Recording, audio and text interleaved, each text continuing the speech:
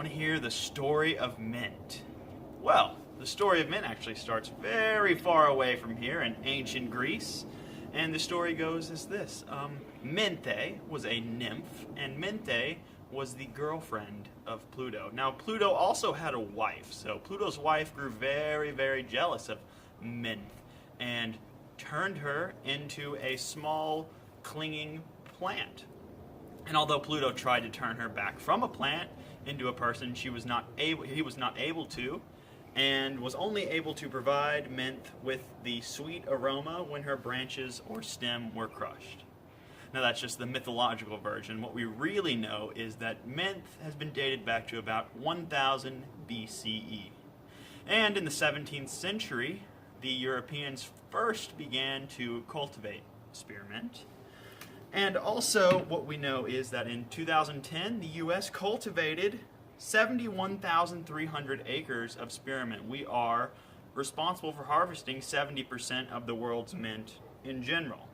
Now there's 24 genuses of mint in the list of line of species, and mint is actually native to only 4 countries: North America, South Africa, Eurasia, and Australia.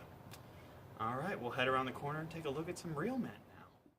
Here we are at our mint patch. As you can see, it's actually grown quite a bit. We started with just a 2-inch mint sprig by itself.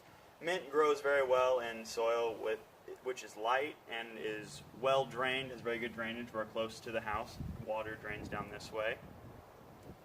And some harvesting techniques for mint also.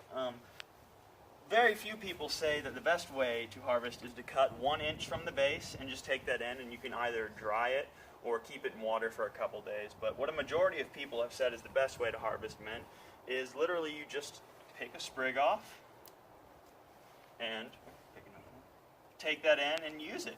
No need to store them or anything, just use it as you need to.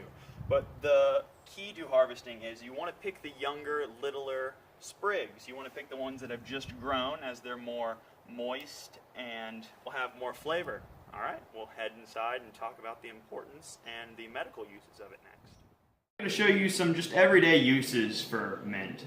First of all, mint is a great palate cleanser. It helps to activate the salivary glands in our mouth. Next, mint is actually very good for combating nausea and headaches. Here we see in Tums, the main ingredient is menthol in these mint Tums, and it really helps the stomach. Respiratory and coughs is the next one. Vicks VapoRub. The mint cools and soothes the throat along with the respiratory channel, which can really help from causing chronic coughing and whatnot.